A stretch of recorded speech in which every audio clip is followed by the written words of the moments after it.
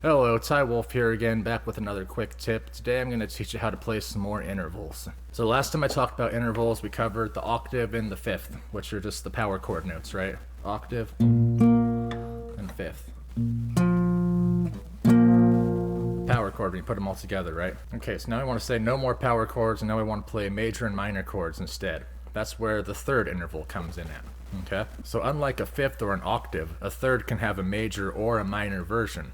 And this difference is what makes a major chord major and a minor chord minor. And we refer to these as the major third and the minor third, respectively. You can find the minor third of any note by taking your root note, 1 fret, 2 fret, 3 frets forward, right? And effectively that's 3 half steps up from your root note, right?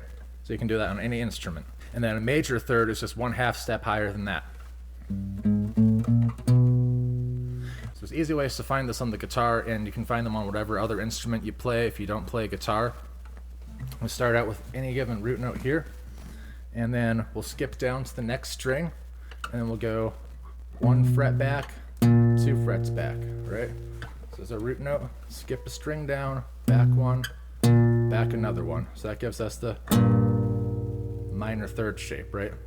And all we have to do to make it a major is just take that note and just move it forward a half step.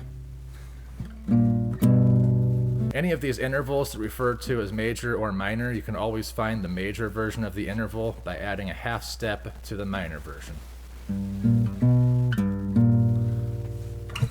So I'd like to go back for a minute and point out that octaves and fifths are what's known as perfect intervals. So those don't have a major or a minor version necessarily.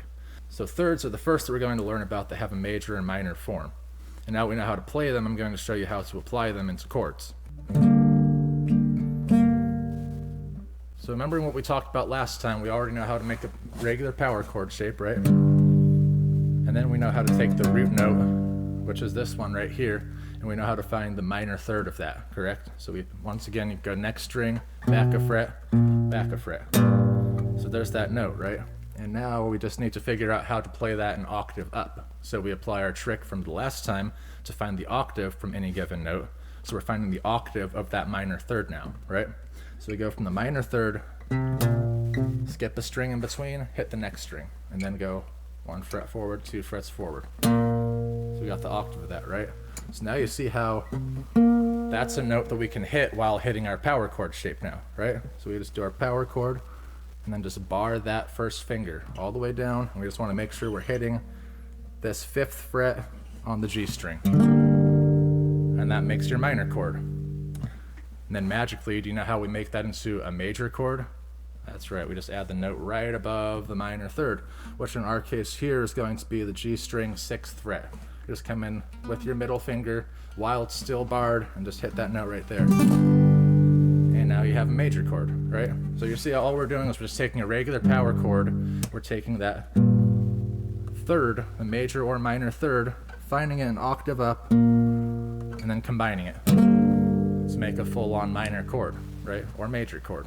And so these are the chord shapes for major and minor bar chords, basically. I'm going to talk about this more eventually, and I don't want you to worry about how you're going to apply these. I mean, all these different chords work in different spots in the scale for different reasons.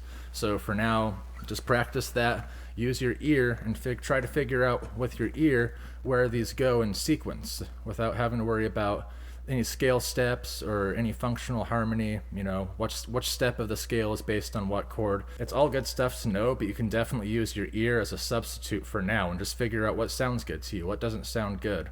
All the wrong notes you're not supposed to be playing are going to sound very sour in the context. And I'm not saying that you shouldn't use these notes. In fact, I use a lot of dissonant notes in my composition all the time. So that's all just really a matter of personal preference, and you can use what you want. But for now, I just wanted to throw some guidelines at you on how to make those major and minor chords out of intervals, out of the building blocks of chords. That's what I like to call intervals.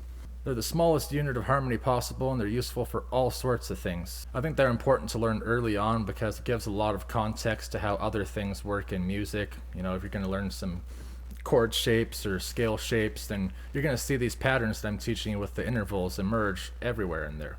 And being familiar with intervals is actually the first step towards being more familiar with everything else in the world of music. Alright, that's enough for today. We're going to keep it short and sweet here. I'll see you guys next time. Thanks for watching.